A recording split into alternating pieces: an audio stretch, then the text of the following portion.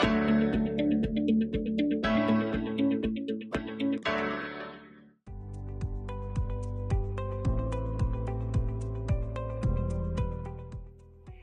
को नमस्कार। हिंदी के एक नए वीडियो में आप सभी का हार्दिक स्वागत है। हमारा आज का विषय है सफेद रात, जिसमें हम करेंगे कविता के अभ्यास प्रश्नों की बात। तो चलिए शुरू करते हैं। आपको अच्छी तरह से पता है कि सफेद रात कविता के कवि कौन है? आलोक धनवा जी। और आलोक धनवा जी स्वयं अपने विषय में खुद क्या कहते हैं? वे ये बोलते हैं कि मैं एक इत्तफाकन कवि हूँ, यानी रुचि तो कहीं और थी, परंतु वे कवि बन गए। और इसी कारण समाज और प्रकृति दोनों से ही कवियों को प्रेरणा मिलती है। और इसी प्रेरणा के बलबूते पर उन्होंने जो सफेद रात कविता रची, इस कविता का पहले हम परिचय प्राप्त कर लेंगे। कवि शब्दों के साथ खूबसूरती से दृश्यों का ताना बाना बुनता है। जंगल की तारों वाली रात से शुरू होने वाला सफर गांव शहर होते हुए कवि के मन के अंदर की यात्रा पर हमें ले चलता है। तो हम भी चलने को तैयार हैं। चलिए देखते हैं इस कविता का मूल भाव क्या है। इस कविता में कवि गांव और शहर की तुलना करते हुए विस्थापन की त्रासदी की ओर संकेत करता है। विस्थापन की त्रासदी का अर्थ हुआ जब मजबूरी में एक स्थान से उजड़कर दूसरे स्थान पर जाकर रहने को विवश हो जाते हैं। तो रोजगार की तलाश, सुविधाओं का आकर्षण, अधिक धन पाने की लिप्सा लोगों को गांव से शहर की ओर ले जाती है। ये सभी कारण हैं जिनकी वजह से लोग गांवों से शहर की ओर बढ़ते हैं और जहां से उनकी वापसी कभी भी संभव नहीं हो पाती। लेकिन मन में गांव की यादें सदैव बनी रहती हैं, जो उन्हें सदैव कचोटती रहती हैं। यानी उनको अंदर से इस बात का मलाल रहता है, एक दुख रहता है कि वे वापस अपने गांव में क्यों नहीं जा पा रहे हैं। और इसी के साथ साथ कवि बदलते परिवेश में संस्कृति के ह्रास पर भी चिंता व्यक्त करता है। संस्कृति के ह्रास से अभिप्राय हुआ हमारी जो संस्कृति है, जो इतनी उच्च कोटि की मानी जाती है, उसका धीरे धीरे विनाश हो रहा है। हम अपने आदर्शों को भूलते चले जा रहे हैं। शहर की विभिन्न समस्याओं की ओर ध्यान दिलाना और उनके समाधान के लिए प्रेरित करना भी कविता का उद्देश्य है। तो इसे सुन करके आप अवश्य ही याद कर चुके होंगे कि आपने कविता में क्या क्या पढ़ा था। तो चलिए बढ़ते हैं इसके अभ्यास प्रश्नों की ओर। और उसमें सबसे पहले हम देखेंगे बहुविकल्पी प्रश्न, यानी ऐसे प्रश्न जिनमें कई विकल्प दिए गए होंगे और आपको सही विकल्प छांटना है। पहला प्रश्न है, इस कविता में किस समस्या की ओर इशारा किया गया है? ये तो आपको याद आ ही गया होगा। गांव से शहर की ओर विस्थापन, या पर्यावरण प्रदूषण, या महंगाई, या फिर भ्रष्टाचार। स्पष्ट है, इसका उत्तर होगा गांव से शहर की ओर विस्थापन। बढ़ते हैं दूसरे प्रश्न की ओर। कवि अपने घर की छत पर खड़ा होकर वर्षों पहले की किस बात को याद कर रहा है? तो चार विकल्प हैं, अपने पिता की डांट, माँ का दुलार, पत्नी का प्यार, या जंगल की रात। याद आ गया होगा, जंगल की रात। बिल्कुल सही सोच रहे हैं आप। चलिए आगे बढ़ चलते हैं। इस कविता में किस समस्या की ओर इशारा किया गया है? हिंसा, अहिंसा, वैराग्य, या धन की इच्छा। बात भले ही किसी की गई हो, लेकिन समस्या कौन सी है? हिंसा की समस्या। आगे चौथा प्रश्न, इस कविता में कवि की विचार यात्रा कहां से प्रारंभ होती है? तारों वाली रात से, जंगल वाली रात से, शहरी भीड़ भाड़ से, या गांव की हरियाली से? तो इसका सही उत्तर क्या है? तारों वाली रात से। आगे पांचवा प्रश्न देखते हैं। इस कविता के अनुसार लोगों को गांव से शहर की ओर ले जाने के लिए कौन सी प्रवृत्ति जिम्मेदार है? यानी ऐसी कौन सी इच्छा होती है उनके मन में जिसकी वजह से वे गांव से शहर की ओर जाते हैं? तो विकल्प दिए गए हैं, रोजगार की तलाश, सुविधाओं का आकर्षण, अधिक धन पाने की लिप्सा, या उपर्युक्त सभी। स्पष्ट है, ये सारे ही कारण हैं, इसलिए उपर्युक्त सभी हमारा सही उत्तर होगा। आगे छठा प्रश्न देखते हैं। इस कविता में कवि ने किस समस्या की ओर संकेत नहीं किया है? संकेत किस ओर किया ये तो आप जान चुके, अब नहीं किया है को हमें छांटना है। प्रकृति की अवहेलना, हिंसा की प्रवृत्ति, संस्कृति का ह्रास या बढ़ती महंगाई। बाकी सब पर बात हुई, केवल बढ़ती महंगाई पर बात नहीं हुई। तो यह हमारा सही उत्तर होगा। तो आपने देखा बहुविकल्पी प्रश्न किस तरह के आ सकते हैं। ऐसे अन्य भी अनेक प्रश्न बन सकते हैं जिन्हें आप कविता को समझने के साथ ही अपने आप कर पाएंगे। अब हम देख लेते हैं वर्णनात्मक प्रश्न कि जिनमें हमें थोड़ा विस्तार में उत्तर देना होता है, वे कैसे आएंगे।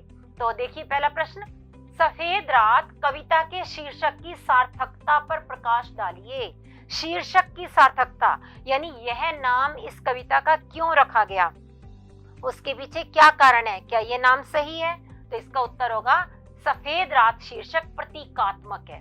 प्रतीकात्मक का अभिप्राय क्या होता है, जब किसी अन्य के माध्यम से किसी दूसरी चीज की बात की जाती है, यानी जो हमारे सामने उपस्थित है उसके माध्यम से हम अनुपस्थित चीज की बात करते हैं, प्रत्यक्ष के द्वारा अप्रत्यक्ष की बात करते हैं। तो यह शीर्षक प्रतीकात्मक है। सफेद रंग उजलेपन, सच्चाई, पवित्रता का प्रतीक है, जबकि रात सन्नाटे, अंधेरे, नकारात्मक विचारधारा का प्रतीक है। किंतु इन दोनों शब्दों का एक साथ प्रयोग कवि की आशावादी सोच को भी दर्शाता है। जिस प्रकार शहर की चकाचौंध रात के अंधेरे को दिन के उजाले की तरह सफेद और रोशनी से भरपूर कर देती है, उसी प्रकार देश के इतिहास की कालिमा युक्त हिंसक घटनाओं की जो कड़वाहट है उसको दूर करने के लिए सच्चाई, निष्कपटता, सकारात्मकता की आवश्यकता है, ताकि हमारी गौरवशाली संस्कृति अंधेरे के गर्त में न चली जाए। तो इस प्रकार यह शीर्षक इन सारे भावों को पूरी तरह से स्पष्ट करता है, इसलिए यह सार्थक है। आगे बढ़ते हैं अगले प्रश्न की ओर। सफेद रात कविता में कवि किस बात की कसक को व्यक्त करता है और क्यों। तो इसका उत्तर होगा सफेद रात कविता में कवि अपने गांव, पूर्वजों, साथियों के छूट जाने की कसक को व्यक्त करता है, क्योंकि अब उत्तर से दक्षिण तक देश का परिवेश काफी बदल चुका है, यानी देश का वातावरण जो है वो उसमें बहुत अधिक बदलाव आ गया है। रोजगार की तलाश, सुविधाओं का आकर्षण, अधिक धन पाने की लिप्सा लोगों को गांव से शहर की ओर ले जाती है, जहां से उनकी वापसी संभव नहीं हो पाती, लेकिन मन में गांव की यादें सदैव बनी रहती हैं और वही उन्हें कचोटती रहती हैं। आगे बढ़ते हैं अगले प्रश्न की ओर। इस पंक्ति का आशय स्पष्ट कीजिए। जंगल पुकार रहे थे जंगल को और बारहसिंगे पीछे छूट गए बारहसिंगों को। कविता के अंदर ये पंक्ति आई है, इस पंक्ति का भाव हमें स्पष्ट करना है।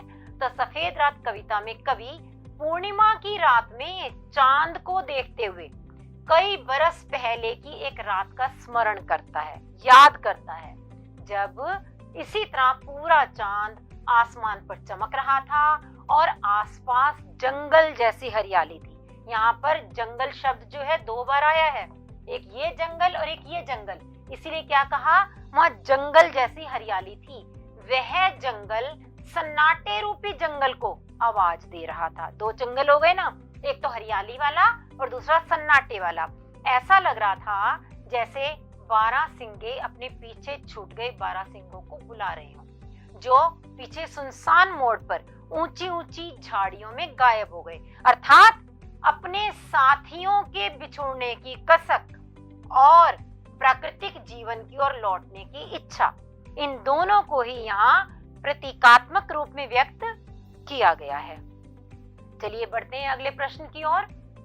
कवि को बचपन से ही किस चीज के प्रति आकर्षण महसूस होता था। तो इसका उत्तर क्या होगा, कवि को बचपन से ही गांव के जंगल, रास्तों की पीली मिट्टी, महोगनी के ऊंचे ऊंचे घने पेड़, तेज गंध वाली कड़ी घास, इन सब के प्रति आकर्षण महसूस होता था। वह जंगल में रहने वाले खरहे आपको पता ही होगा, खरगोश प्रजाति के ही जंतु होते हैं। संध्या बेला में उड़ती गोधूल और रात में पड़ने वाली ओस, आसमान में चमकते 7 तारों को भी याद करता है।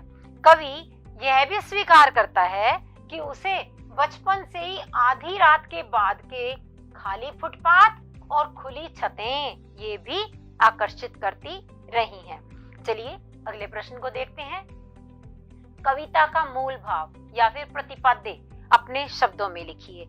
यह हमने इस आज की वीडियो के शुरुआत में ही जान लिया था। तो गांव और शहर की तुलना करते हुए विस्थापन की त्रासदी की ओर संकेत करना इस कविता का मूल भाव है। मैंने पहले ही बताया कि जब एक स्थान से उजड़कर दूसरे स्थान पर रहने को व्यक्ति विवश हो जाए उसे विस्थापन कहते हैं। तो उस त्रासदी की ओर संकेत करना इस कविता का मूल भाव है। रोजगार की तलाश, सुविधाओं का आकर्षण, अधिक धन पाने की लिप्सा लोगों को गांव से शहर की ओर ले जाती है, जहां से फिर उनकी दोबारा से वापसी संभव नहीं हो पाती। लेकिन मन में गांव की यादें सदा बनी रहती हैं, जो उन्हें सदैव कचोटती रहती हैं। इसके साथ ही कवि बदलते परिवेश में संस्कृति के ह्रास पर भी चिंता व्यक्त करता है और शहर की विभिन्न समस्याओं की ओर ध्यान दिलाना और साथ ही साथ उनके समाधान के लिए प्रेरित करना भी कविता का उद्देश्य है। तो बच्चों, आपने यहाँ पर वर्णनात्मक प्रश्नों को भी समझ लिया, लेकिन इस कविता पर आधारित अन्य संभावित प्रश्न कौन से हो सकते हैं वह आपके सामने स्क्रीन पर। आप इन प्रश्नों का भी अभ्यास कीजिए और इस पाठ को अच्छी तरह से तैयार कर लीजिए। तो फिर मिलेंगे अगले वीडियो में। धन्यवाद।